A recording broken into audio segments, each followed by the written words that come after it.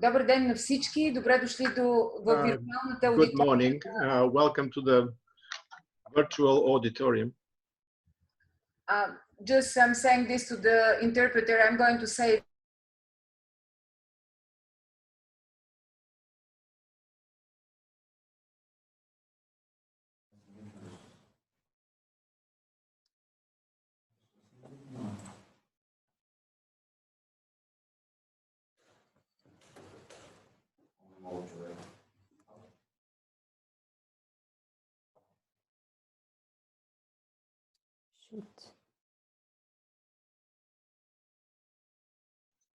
Не се чува.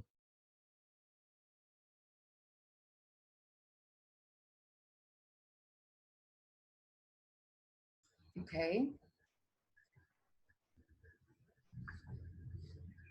So we are starting now.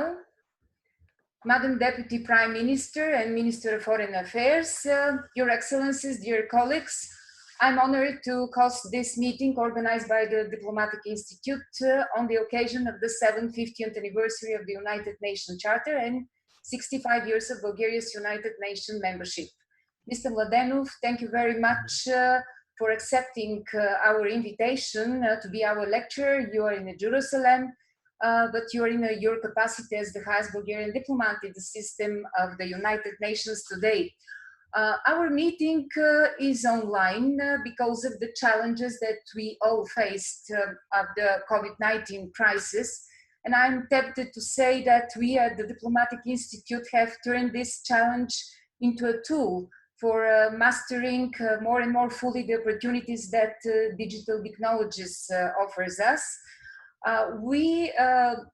If we interpret the name of the Zoom platform literally, we have magnified that the space for such meetings with a microscope, and it is no longer limited by the walls on one hall, but crossing national borders, covers different countries and even different continents. Thus, we have today a global platform from which to talk about global concerns and global hopes. It is my pleasure to welcome you all from different continents today, our ambassadors and ambassadors of other countries here in Bulgaria, our dear colleagues from the Ministry of Foreign Affairs, and it is my honor to invite Madam Minister Zakharieva to address us from this global tribune today. You have the floor, Madam Zakharieva.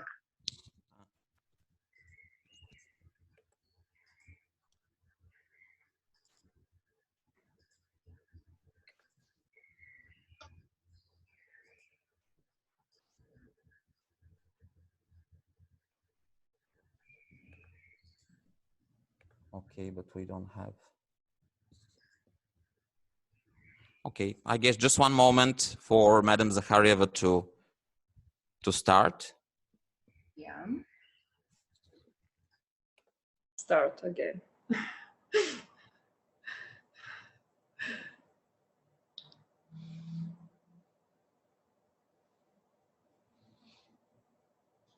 Who will give me a sign?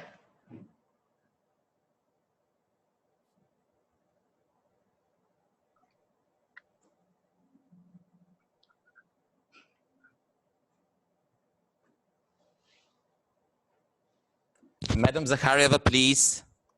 Now I can start, yeah? Yes, yes, Okay. please. Everything's okay. Скъпи Ники, скъпа Таня, Ваше Dear Nikki превъзходителство. and Tanya, Your Excellencies. Преди около 15 минути приключи 15 церемонията minutes ago, the ceremony пред Министерство на външните работи, just in front of the Ministry of Foreign Affairs building, където наред със знамената на България, where, Европейския съюз together и with the НАТО, Bulgarian flag, the EU flag and NATO's flag, бе издигнато и знамето на ООН, the flag of the UN was raised as well. което ще остане цяла година там. And the UN flag will stay there throughout the year. Беше за мен наистина една от най-вълнуващите церемонии, на която съм присъствала. It was a very exciting ceremony, one of the most exciting ones I've ever been present us. Защото чрез издигането на флага и изпълнението на Because by химна raising the flag който за първи път беше изпълнен в България, UN anthem, which was played for the first time in Bulgaria, as it turned out. Се надявам да сме съживили духа от Сан Франциско. We have revived the San Francisco spirit. И на желанието на подписалите този устав The desire of those who signed this statute. Да избавят едните поколения от бедствията на войната.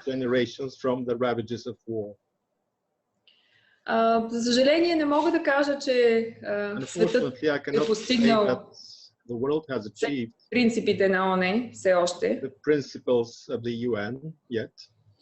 И в годините на годишнините, освен оценка на миналото, се прави план за бъдещето. И на ООН е, че трябва да положим повече усилия, бих казал сега повече от всякога, да се върнем към целите и принципите на ООН.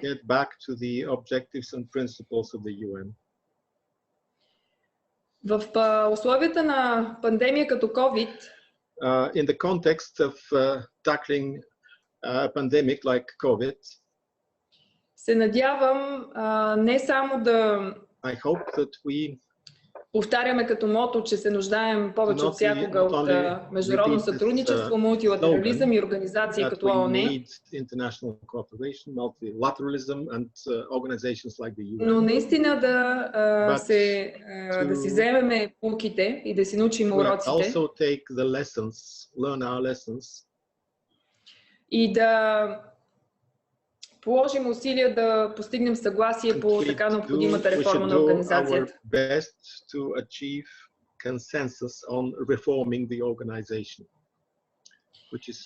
Защото като че ли в последните няколко години забелязвам една тенденция, идваща от различни краища на света,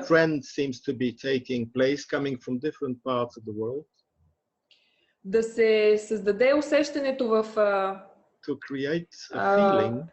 населението, че организацията не е ефективна,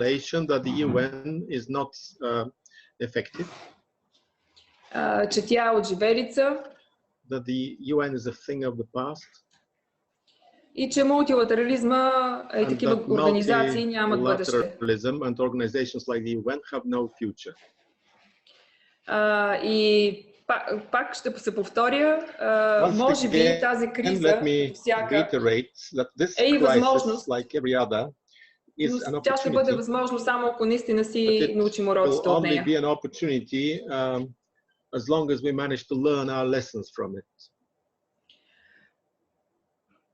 Разбира се, че България и Европейския съюз се присъединиха към всички инициативи на генералния секретар на ООН по време на пандемията. Не само, че се присъединихме, но ние бяхме един от двигателите, инициаторите на декларацията на Алианса за мултилатерализъм, призоваваща за глобално сътрудничество и солидарност в борбата с COVID.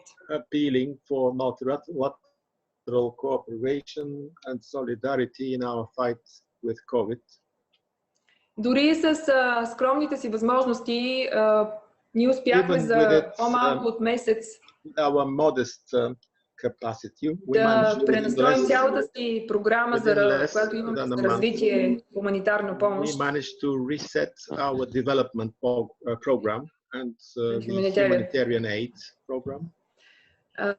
И да насочим тези помощи към най-уязвимите групи. Подпомогнахме нашите съседи от Западни Балкани, от източното партньорство, в Ирак, Афганистан. Подпомогнахме и агенцията на ООН, УНРWA, за палестинските бежанци.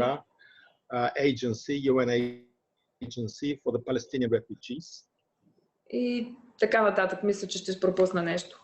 Много се радвам, че Николай I'm very happy that we have Nickolay е лектор днес, защото to make a presentation.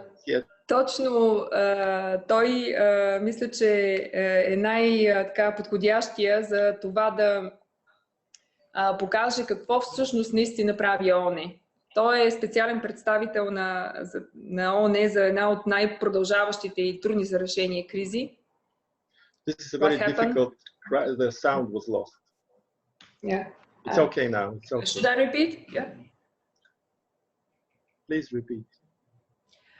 Много се радвам, че Николай I'm very happy that we have лектор днес. Nickolay here as a presenter точно по отношение на тази годишнина. Защото this anniversary, не само защото ми е колега, not only because he's a colleague of mine and a friend of mine as well, но защото като специален представител на ООН в един от най-тежките и дълго продължаващи конфликти, той може най-добре да обясни каква е ролята на ООН. На първо място превенция, но на второ място тогава, когато страните в конфликта не си говорят една с друга, но не говорят и с определени държави или други организации. Само ООН и представителите на ООН са тези, които извършват тази медиация и тази превенция.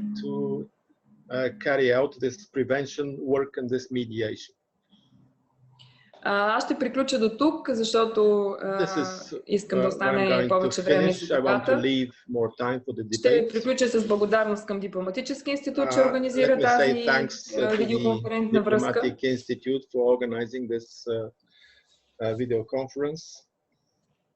И да си пожелаем всички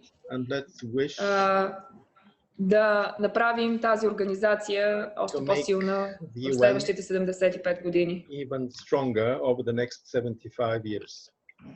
Благодаря ви. Thank you very much, Madam Minister, for your valuable contribution to our event today. I just attended the same ceremony that you have organized at the Ministry of Foreign Affairs of raising of the flag of the United Nations. It was really a good moment to celebrate. And if we call the 50th anniversary of a jubilee, then the 75th anniversary could probably be called a jubilee and a half. That should be an occasion for a celebration, but for a balance as well. The dynamics of the global challenges and threats are such that we still cannot tell yet the new generation that we have behind us a heroic story of how the people of the world united in this 75 years battle defeated the three dragons of war, poverty and hunger. There are a lot of challenges yet still. Military conflicts, although local, are causing huge humanitarian crisis, threatening the stability and sustainable development of the world.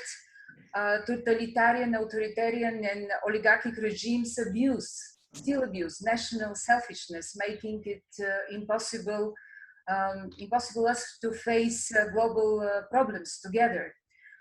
Still, we have a nuclear threat, which is not overcome at all, and it is still creating a new confrontation. We still face problems in the environment and the climate, which doesn't help us to unite, but even sometimes to oppose in a radical way.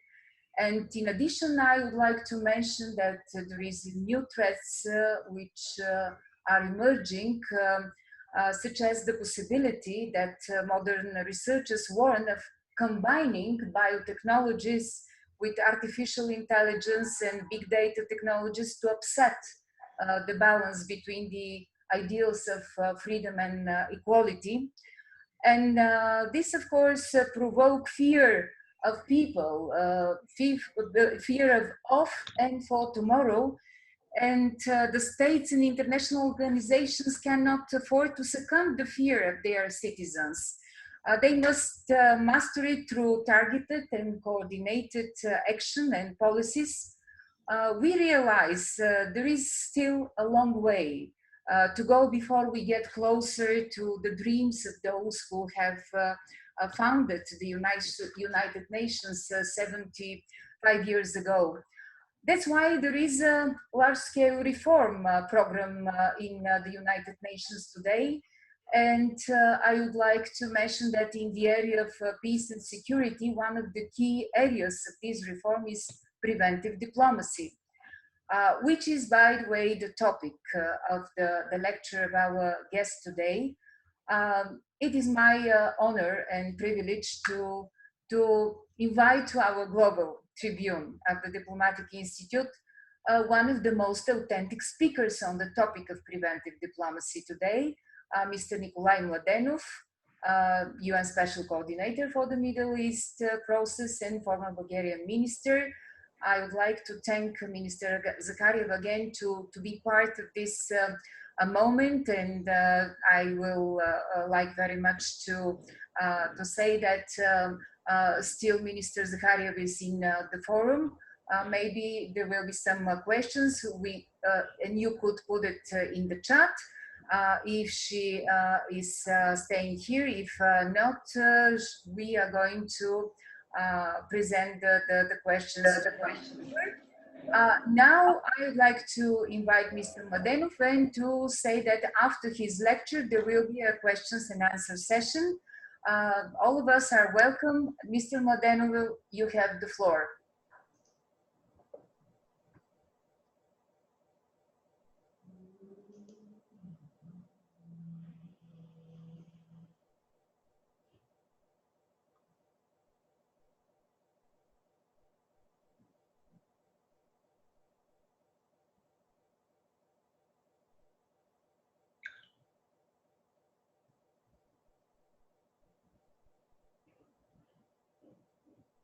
There is no sound, Mr. Mladenov. There is no sound. Yes.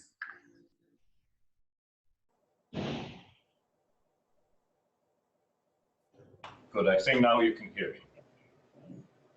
Thank you again, Tanya, dear Katya, Minister Zakharieva, and the entire team of the Foreign Ministry and the Diplomatic Institute. Thank you for this opportunity. And I think it's a very apt time, the 75th anniversary of the United Nations and the 65th anniversary of Bulgaria joining the global organization, to talk particularly about preventive diplomacy, which is one of our biggest challenges and yet one of our biggest needs in the world of today. We live in an unprecedented health crisis, an unprecedented climate crisis.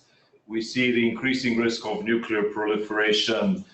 We see the lawless cyberspace around us, and we see on a daily basis how people are losing trust both in their political establishments and in their institutions. And all of these crises that have come together, the COVID crisis, the political and the social crisis, demand more than ever actually that we work jointly to address the challenges of the day and strengthen our multilateral institutions. Unfortunately, as the needs grow, the multilateral institutions are under increasing threats. Our shared values are being challenged, and we need to be much more creative and inventive of how to move forward. Of course, I was asked to speak about preventive diplomacy, but before I do that, I would like to just for a few seconds point to some of the successes that the United Nations has had in the midst of the global crisis of the day. And I want to start with these because these are unsung successes, successes that you may not read about in the headlines of the media, but they actually do save lives, prevent war, and help communities recover in conflict situations. Since the start of the COVID-19 pandemic, we have shipped more than 250 million items of personal protective equipment to more than 130 countries and have helped the education of more than 135 million children globally. The Secretary General and his envoys appealed for a global ceasefire and that appeal was endorsed by 180 countries and more than 20 armed groups around the world. The challenge, of course, is to take up these commitments and implement them into reality, and that is one of the tasks that my colleagues and I are working on very hard, trying to establish and maintain ceasefires and overcome decades of mistrust between conflicting parties. We're also in the midst of fighting a plague of misinformation, and I invite you all to join us on the 30th of June as the UN will launch its quote-unquote verified initiative, asking people to take a minute and pause before they share questionable and misleading information online. Today we continue to also pursue the Sustainable Development Goals, providing food assistance to some 87 million people around the world and vaccination to half the world's children. These are serious challenges ahead of us. 40 political missions and peacekeeping missions around the world with some 95,000 troops. Many of your countries present in this call are contributing to those troops, and I want to thank all of you for providing both police and civilian personnel. All of us strive together to keep the peace and protect civilians. Now, this is the daily life of the United Nations, and most of the time, of course, it doesn't make it to the global headlines. But so it is also with preventive diplomacy, which, if I may summarize, is successful when it is not known and when it is not public. Preventive diplomacy is and has been at the very core of the work of the United Nations. I'm based here in Jerusalem, but the UN currently has missions across the region in the Middle East and North Africa, from Libya to Lebanon, Syria, Iraq, Yemen, and other parts of the world. And all of us, despite the different circumstances in which we function, have to, at one point or the other, engage in preventive diplomacy. And I will try to speak both from my own personal experience and also share some of the lessons that we have learned. Secretary General Guterres, in the first days after he assumed his position, made it very clear that he wants preventive diplomacy to be the top priority of the United Nations. And he very aptly noted that for years, the UN has been responding to conflict, and that for the future, it must be working on preventing war and sustaining peace. Now, that may seem obvious, but if you look at the historic record during the Cold War, that mission did not seem so obvious. Just in the years between 1945 and 1992, the amount of vetoes in the Security Council blocked the activity and the ability of the United Nations system to effectively mediate conflict. However, since then, since the beginning of the 90s, a change has happened, and that change is very, very important. If we go back to 1992, there was a very famous headline in the New York Times on January the 21st, which read, "Leaders gather in New York to chart a new world order." That was the first and only time when the first time that the Security Council met at the level of heads of state. It agreed to initiate a review of the preparedness of the UN system to engage more actively with preventive diplomacy, but it also signaled, I think, to the rest of the world that things should be done differently from now on. Now, much time has passed since the days of high hope and optimism of the early 90s. Conflicts and the very nature of conflicts has changed around the world. Interstate conflicts, which were very characteristic for the period of the Cold War, have given way to protracted internal conflicts, many of them fueled by ethnic and religious tension, symptomatically also with weak institutions, extremism, economic deprivation, and human rights abuses. Currently, we have to deal more with low-intensity fighting involving non-state armed groups than in the past, and certainly this has created an environment for regional proxy wars around the world. Present-day conflicts also are characterized by the tragic disintegration and implosion of political, social, and economic structures. And if one looks at Somalia, at Yemen, at Syria, at Libya, to a certain degree here in the occupied Palestinian territories, particularly in Gaza, we see many examples of this. And if we look forward, we must understand that our tools need to adapt also to the changing realities of conflict.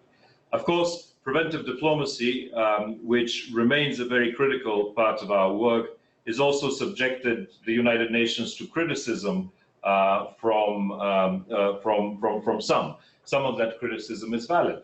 People accuse the UN of managing rather than resolving conflict. However, that criticism, as valid as it is, fails to recognize one important aspect, and that is to resolve a conflict, you need political momentum and leadership by the conflicting parties themselves. And that is not something that we can provide. We can support it if it exists, but we cannot substitute it. Speaking from experience, I can tell you very clearly that there are massive differences, of course, in how states and the United Nations handle preventive diplomacy. States have very different carrots and sticks at their disposal. They have political, economic, and security carrots that they can put forward. They can entice conflicting parties with treaties and bilateral agreements, or threaten them with military action, sanctions, and diplomatic measures. If you look historically, since the 90s, most of the successful peace agreements have been brokered by states. Camp David I, the Dayton Agreement, the Good Friday Agreement, more recently the situation in the Philippines, Colombia, and the agreements between Ethiopia and Eritrea. Now, all of those have been the results of states in mediation. The UN doesn't have the same array of carrots and sticks. However, we have different tools, and I'll speak to them, and I'll give you specific examples from my own experience as to where I think we have succeeded, perhaps, and where we could do more. We have specific tools, but our tools have a very serious constraint as well. And that constraint is that they work most effectively when they are backed by consensus in the Security Council and in the international community. Now, I've headed the UN mission in Iraq and now here in Jerusalem, and in both cases I've seen different examples of how that unity within the Security Council, or lack of unity in the Security Council, affects our work. But I start with that because I think that we need to recognize that is one of the most serious constraints or framework for our work. The three tools that we have, however, at our disposal that perhaps states do not have are, first, we're able to speak to everyone. And that is a critical ability to be able to speak to all state and non-state actors if you are about to engage into any conflict prevention activity. Speaking to everyone is one of the unique abilities of the United Nations and its envoys and political missions on the ground.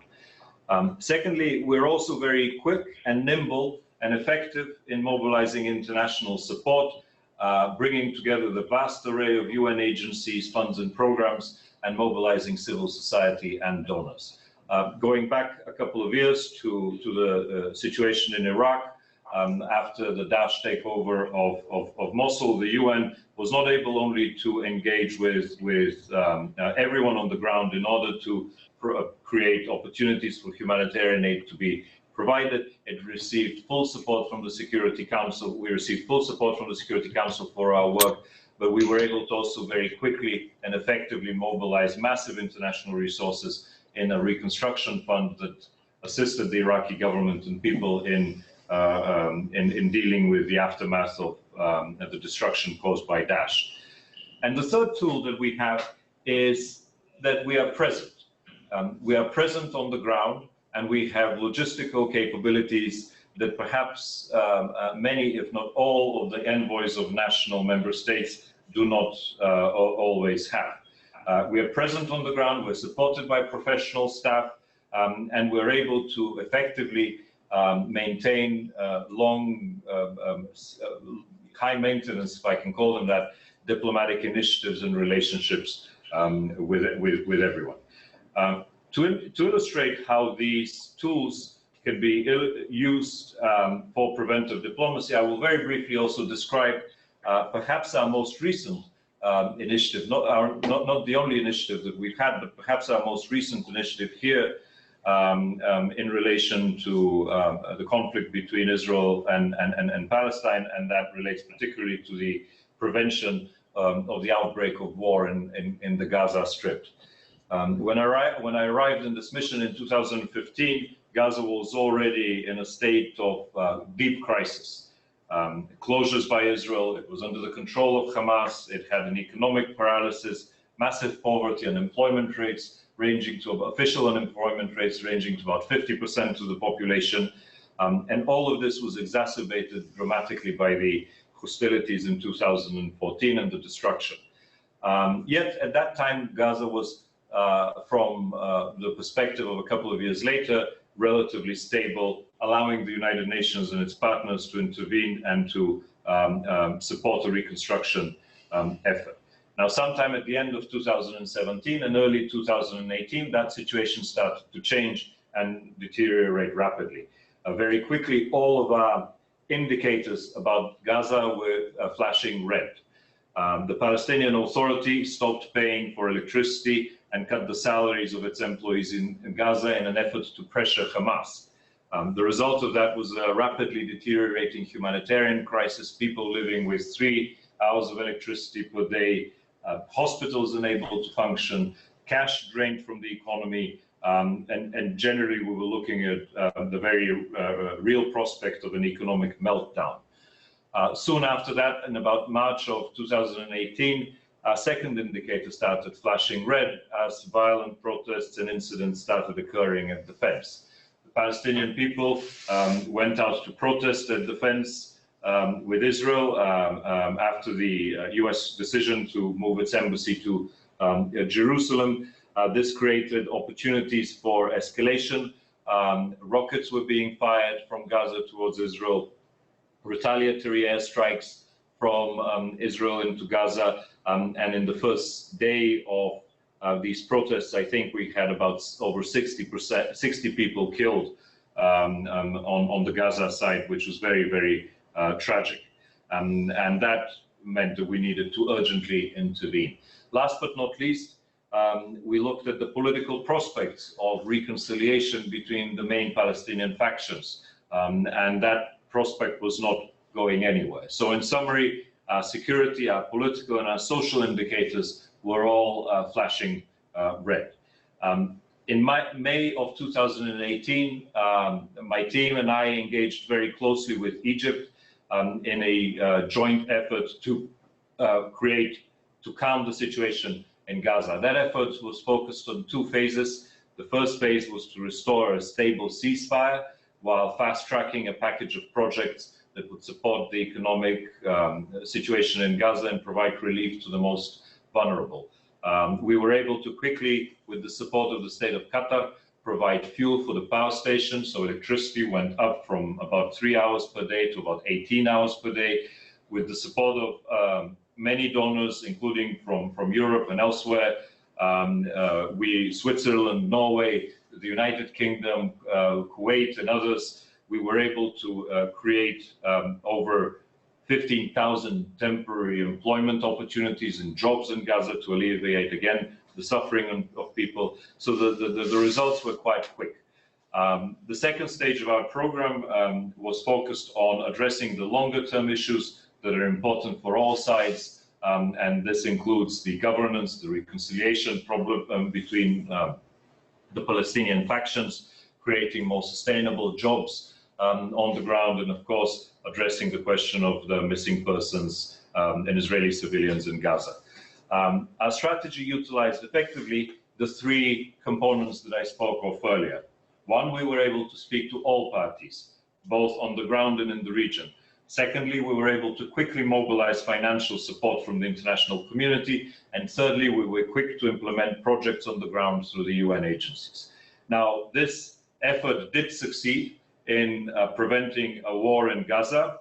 It is a high maintenance effort because it requires the daily engagement of our team, and it is continues to be an ongoing effort because the risk of escalation remains clear still. We hope, as we were about to embark on the second stage of our strategy, we were hit by the COVID-19 situation, which changed a little bit the focus of our priorities. But we hope that in the near future we will be able to return back to these priorities. The example I give you also relates to a general environment which we were able to tap into in the region. The regional engagement in support of our efforts was critically important. I mentioned our partnership with Egypt, which was vital and continues to be vital in this effort.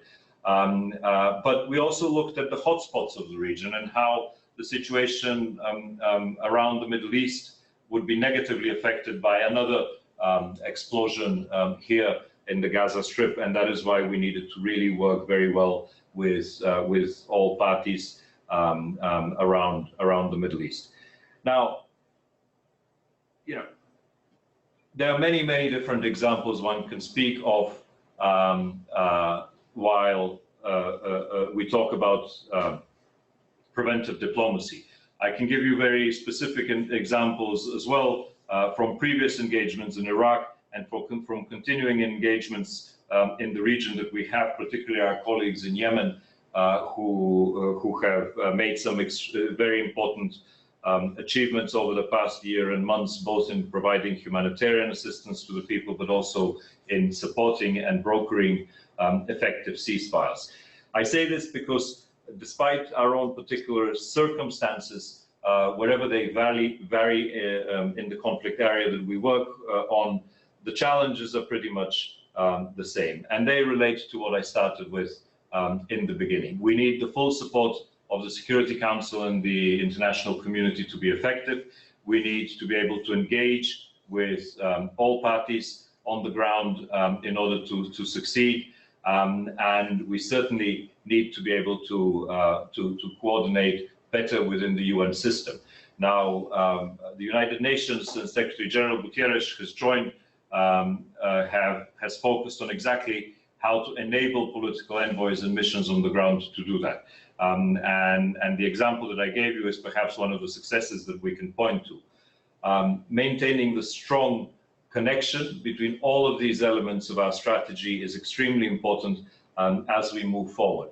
Of course, the criticism of preventive diplomacy will remain, that we're more involved in the management than in the resolution of conflict. However, I do take this opportunity, as I've taken it in the Security Council on many occasions, to appeal to all of you, the representatives of the member states of the United Nations, to really work with us and the Secretary General exactly on that, on resolving conflicts in the Middle East.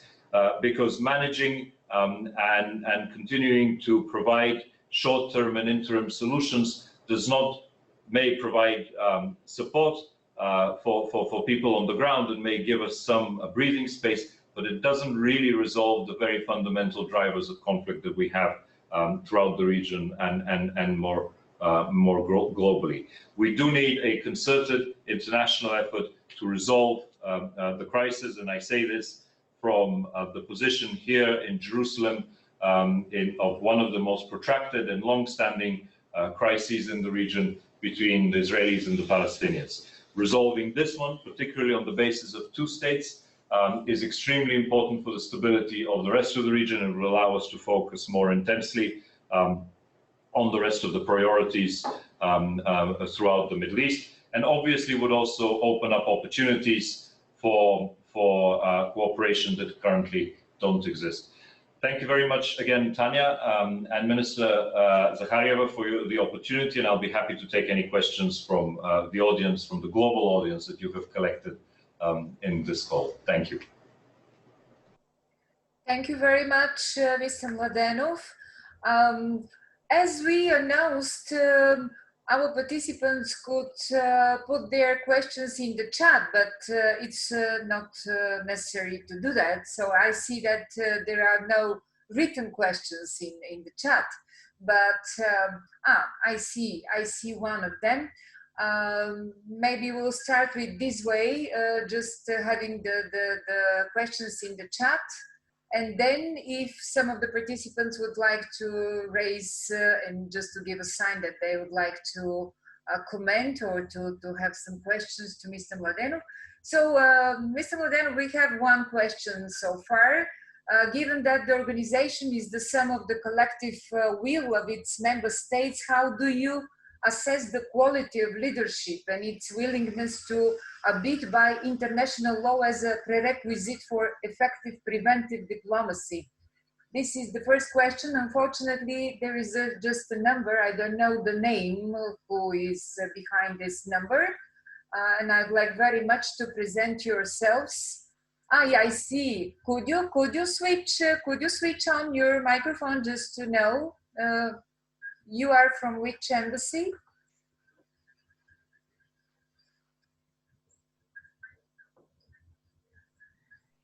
Good morning. This is the Egyptian ambassador in Sofia. Hello, and I want to take this opportunity to salute Madam Minister who is with us, and of course, Mr. Mladenov, who has been very kind with his time and with his presentation. Thank you very much. Mr. Mladenov, you? Can you hear me now? Yes. Thank you very much for that question. It's a complicated answer that I would have to give, and I would separate that into two parts. One part is what relates to the work of the member states in the General Assembly and the Security Council. And I think, unfortunately, what we have seen over the last few years is increasing confrontation and sometimes inability of the multilateral fora within the UN to work effectively. And I say this with great regret, because it is not just from the perspective of the Secretariat and our political work on the ground that the world needs countries to come together around a shared set of collective values and an agenda, be that related to the sustainable development goals, be that related to the pandemic, to climate change, etc. But the other part of your question is the work of the Secretariat and the UN agencies. And I think that as we have entered this new phase of global development, there's a greater expectation by people around the world for a more effective, more nimble United Nations that is able to more flexibly and react to the situation on the ground, to focus on prevention again rather than just reaction to events, and to really address the root causes of crises around the region. In that, I'm quite happy and excited about this opportunity that now, well, it's not an opportunity, but a strategic shift, if you wish, for our organization to focus more on addressing the political crises on the ground and focusing on preventive diplomacy. Because, again, I say this from experience, I know how important it is for all of us to be able to work with all entities on the ground, with all conflicting parties, to support political processes and to be able to quickly mobilize international support. Now, if that continues to be done, we can be much more successful in our work, and hopefully you will read less in the media headlines about conflicts, because they would have been prevented or resolved quicker before reaching the global headlines.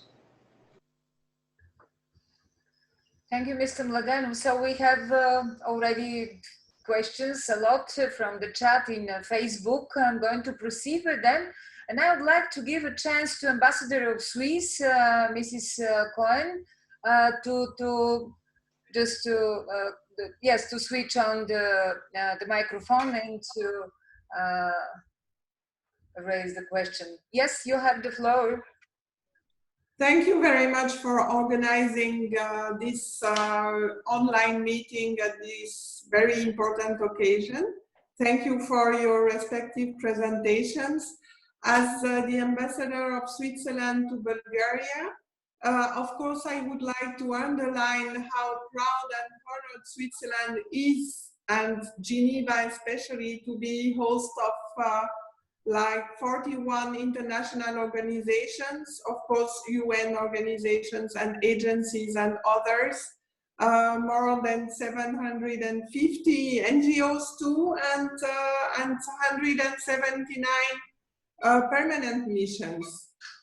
Switzerland is a small country and very much committed to a strong and functioning UN system. It's the best way to ensure peace, international security, and relations of states based on the respect of international law. My question now is addressed to Mr. Mladenov. What are, in your view, the most needed reforms in the UN system, and what are the most feasible ones? Thank you.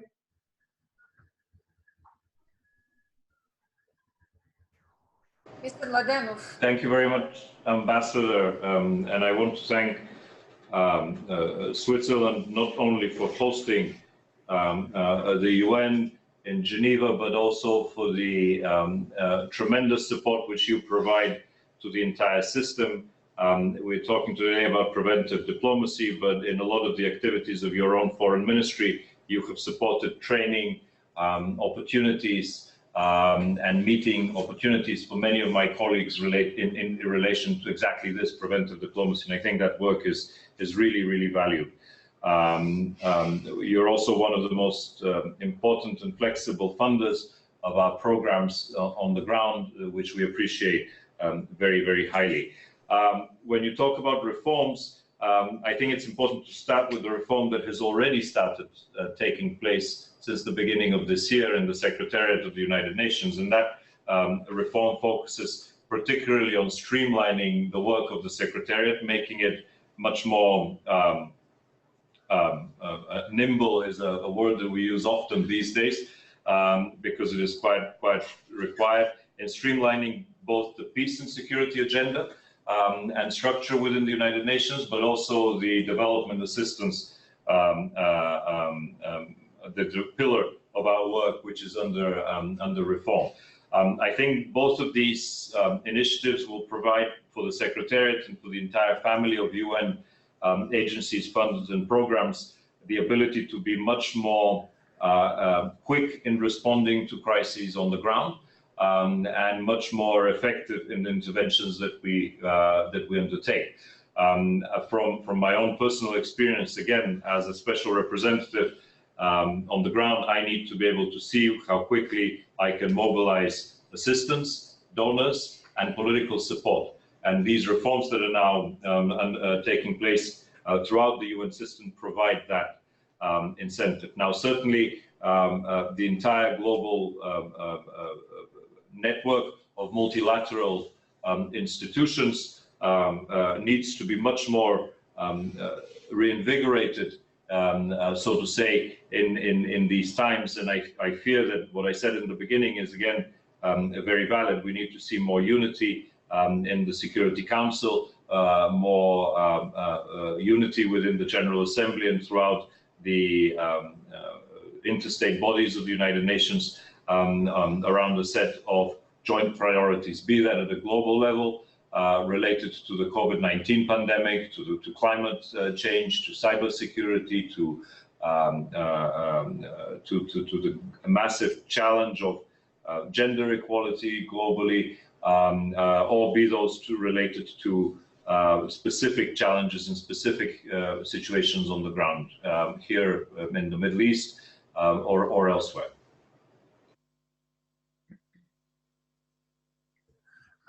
Thank you. So, Madam Lena Pop-Todorova, our former ambassador in the United States, is willing to ask something. Ambassador?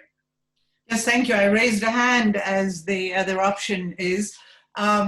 Minister, great to see you, and I couldn't resist the temptation of talking to you and with you, albeit virtually. The most immediate challenge to preventive diplomacy is right around the corner. And excuse me for taking you closer home, but that will give more flesh and bone to the discussion today. On July 1st, Prime Minister Netanyahu is expected, he may not, but basically expected, to announce the agreed plan of the coalition with Benny Gantz of the annexation of the West Coast, the West Bank. Do you expect this plan to be pushed forward expeditiously between July and November? Because given the yet uncertain outcome of the American elections, they may want to go through with it before any different expediency happens in the US. Thank you, Helen, for that question. I think it's perhaps the question that is most pertinent to our daily work right now here, and has been preoccupying us now for months. I've said this to the Security Council on many occasions, and so has the Secretary General. We believe very clearly that annexation of parts of the West Bank is against international law. It is a unilateral move that would be detrimental to the prospect of reviving political negotiations between Israel and the Palestinian leadership on a two-state solution, which remains, in my mind and in the minds of many, if not all, still the only option that is viable to resolving this conflict in a peaceful and sustainable manner. We're very concerned with these plans and discussions that are continuing. I'm not privy to any confidential information as to whether announcements will be made on the 1st of July or later or at all. What we have said very clearly to our American friends, to our Israeli friends, and to everybody in the region is that we encourage them not to take unilateral steps, but to return to discussions within the Middle East Quartet, together with Egypt and with Jordan and with other countries in the region, because I fear that if we continue going down this road of unilateral action, we will see a point of no return, which will make it very difficult for the situation to be sustained both at a security and an economic level. We've already seen the reaction of the Palestinian leadership that has declared itself absolved of commitments with Israel and the United States. It has stopped taking the proceeds of the clearance revenues that it receives on a monthly basis, and in the midst of a serious economic crisis. So therefore, we're working as we speak today as well to try and restore dialogue between everyone, in order to create the opportunity for preventing unilateral actions and returning back to the table of dialogue. I think this is where we are. Thank you. Thank you. So let's proceed with two questions in Facebook. I would mention them, uniting them, but one of them is more concrete. Why did preventive diplomacy fail or was unsuccessful in Yemen in particular? And the other question is, what can we do to make United Nations more understandable to wider public? What is your opinion, Mr. Mladenov? Thank you, Tanya. Yemen is perhaps the most serious humanitarian crisis that we have probably beyond the region. And one of the challenges has been consistently not only well, there have been many challenges, but one of the challenges has been to sustain the Hodeidah arrangements on the ground, allowing the ports of Hodeidah to function with UN presence, to provide a lifeline to the people of Yemen, but also to sustain the Saudi-led reconciliation talks with the Houthi. I think these both challenges have now faced very substantial problems because of the COVID-19 pandemic. And that has, what we're seeing in Yemen is, again, one of the effects of the health crisis with the political implications on the ground. But certainly the work of my colleagues there continue to this day, to both on the humanitarian and the political front. I wouldn't classify it as a failure. I think it's work in progress that they have, but the challenges are many indeed on all fronts, including from financing humanitarian assistance to getting assistance on the ground to the people who really need it, to sustaining the talks for a political prospect. Your other question is also very important, and I just see it on Facebook, and I want to thank the person who put it forward, Vihren Mitev. And that question really relates to today, because today the United Nations is launching a website, and I invite everyone to access it. It is available in many languages, including Bulgarian. It is a website through which we hope to have a global dialogue about the future of our organization. Because the challenges that we face are really substantial. They're not just in the health crisis, they're in the political, they're in the social crisis. And we need to hear from you, from the world, particularly from the young people around the world. What will it take to bring the world closer together? What do we need to do to avoid a greater divide and mistrust between people and institutions and states and governments? The website is very simple. It is un75.online. It is also in the chat of the Diplomatic Institute's Facebook page, where I posted it this morning. You can find it also on my Twitter account and elsewhere. I encourage you to join that conversation. Almost 240,000 people have already participated in that. That is how we make the UN much more understandable to people, by really openly engaging and coming up with initiatives that are understandable and that are in line with the advanced processes, the advanced understanding of social media, particularly of use. I go back also to this initiative, which will be launched in a few days, on the 30th, called Verified. Extremely important, particularly in the COVID-19 crisis, where a lot of unverified and false information is being spread around social media. Please join us in that as well. Thank you. Thank you. I don't see any questions in the chat, but maybe some of the guests in our virtual hall here have some questions. I see some of our ambassadors here in Morocco, in Azerbaijan, or some others. If this is a good chance to ask a question or just to comment something, are there any interest to do that?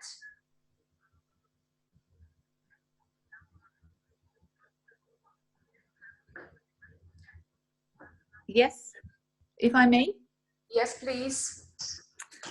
Thank you, Mr. Mladenov. I am Nargiz Gurbanova, Ambassador of Azerbaijan. Thank you so much for your remarks. In fact, I would like to take us back a little while to the Secretary General's report about COVID-19 crisis and about his call for a ceasefire, because, and it's the conviction of my delegation, also at the United Nations and as the government of Azerbaijan, that it's with regret that we have to state that certain conditions following COVID-19 have created incentives for some parties to conflict to press for an advantage. And these actions may envisage not only the recourse to force, but also attempts to use the current health crisis and appeals for an effective humanitarian response as a shield for consolidating military gains and resulting from the use of force, ethnic cleansing, and other serious violations of the UN Charter. And this is our firm belief that these actions must be vehemently condemned by the international community. Also, let me highlight a key important notion that we believe that humanitarian relief actions should, by their very definition, be exclusively humanitarian in nature. So they must be carried out in conformity with the guiding principles of humanitarian assistance by the United Nations, specifically the principles of neutrality, impartiality, consent of the affected party, of course, while fully respecting the sovereignty, the territorial integrity, and the inviolability of internationally recognized borders of UN member states. So now that we've mentioned the important role of the UN institutions and its visibility, we believe that it is critically important, not only for the United Nations General Assembly, but specifically for the Security Council, to consistently maintain its focus on the protection of civilians affected by armed conflicts and systematically reiterate its demand that parties to armed conflict must comply fully with their obligations under international humanitarian law. This was a brief comment with regard to the topic that we've just highlighted. Thanks so much once again for the interesting expose. Thank you, Mr. Mladenov.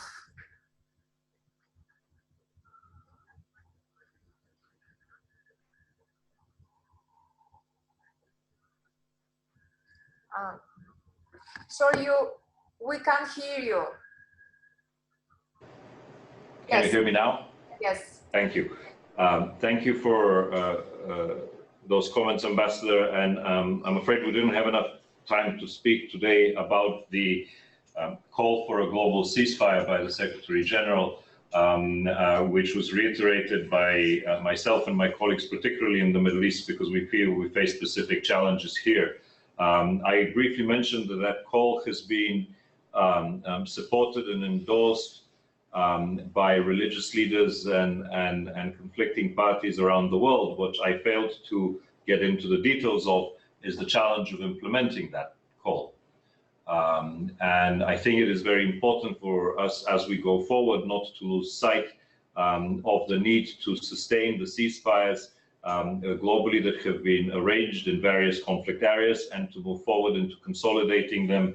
And one of the reasons we want to do that is precisely because of the need to be able to impartially provide humanitarian assistance to people who are most in need. And that is a critical function that we have to perform. I speak, in the Middle East, but obviously not just in the Middle East. So these are focuses that we need to continue on. The Secretary General yesterday presented his report on the COVID-19 measures and implementation and what the UN has been doing, and that report was presented in New York. But the challenges, again, that we face are quite severe and conflicting in many occasions. Thank you, Ambassador. Thank you, Mr. Mladenov. Are there any other questions or comments on behalf of our participants today in this meeting? If I may, yes, please. Ms. Mikhailova, yeah, it's Yuri Stark speaking. I don't know, you hear me well? Yes. Yes, greetings from Rabat. I'm happy to see you, Ms. Mikhailova, Mr. Mladenov, the entire team of the Diplomatic Institute, of course, and colleagues from the ministry and elsewhere. One question, turning back to the Middle East peace process. For some time now, one of the members of the quartet has been pushing for the organization, convening and hosting actually of a major conference on the Middle East.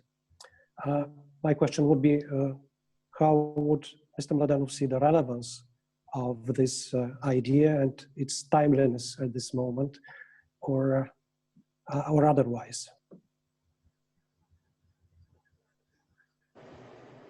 Thank you, Ambassador Steck, for this question. I hope you can hear me. We have been intimately involved in the last months and weeks in trying to convene a quartet meeting that includes the United States, the European Union, the Russian Federation, and the UN, with both parties, the Israelis and the Palestinians. We believe that such a meeting needs to take place with no preconditions, because there are major differences that remain between the two sides, the Palestinian and the Israeli side, and as well as within the quartet in relation to the way forward. Just a couple of days ago in the Security Council, the Secretary General and I reiterated this call to our partners. Unfortunately, that for now seems not to be possible, but we will continue our efforts to not only engage all members of the Middle East Quartet, but perhaps to expand it to include some other key players from the region, certainly Egypt, Jordan, and other countries beyond the region as well, who have contributions that are important to peace, must be more intimately engaged. I would not call this a conference, but more of an engagement with all parties in order to try and identify what are the conditions that we need to focus on in order to make negotiations in the future feasible and meaningful at all. Now, obviously, that is quite a difficult task given where we are today, but I'm remain encouraged that we have very good cooperation with the US, with Brussels, with the Russian Federation in trying to look for opportunities for the future. Thank you. Thank you. Thank you. Are there any other maybe final questions, remarks, or comments on behalf of our guests today in this meeting, in a moment when we both work and celebrate the anniversary of the UN Charter? If there are no any other questions, I would like to finish our meeting. Maybe Mr. Mladenov would like to say some, oh no, I see, no, there is just an address on behalf of our ambassador in Vatican City, who is saying in the chat days, so he's thanking and conveying his regards to all of us organizing this event. Thank you very much, Ambassador Patashev.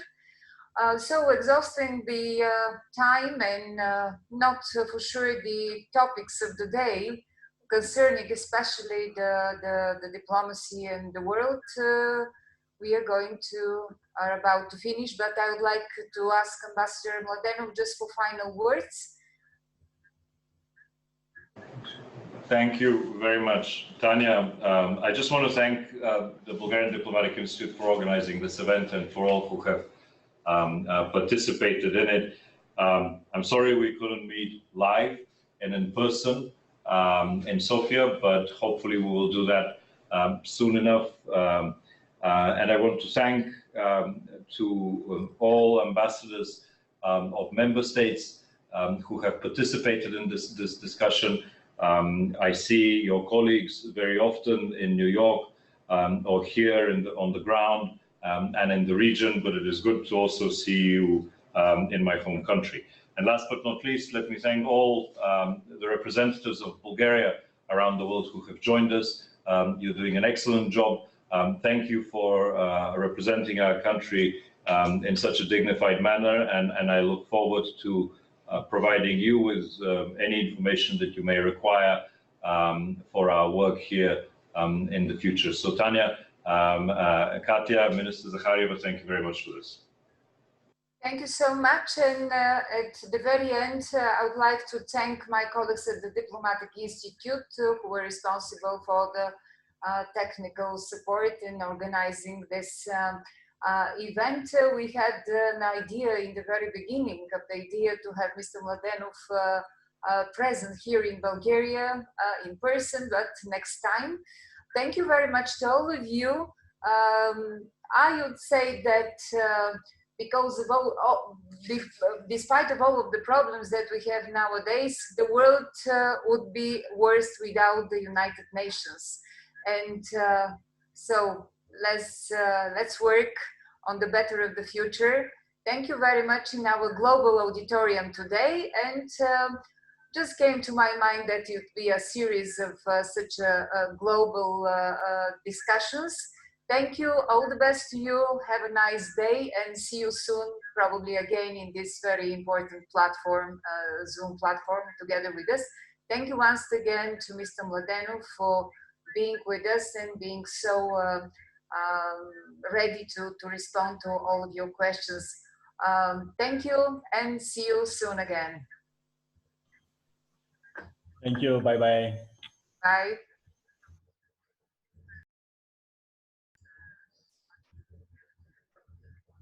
I would like to invite my colleagues at the Institute to stay in the room for a while. Thank you very much. Have a good day.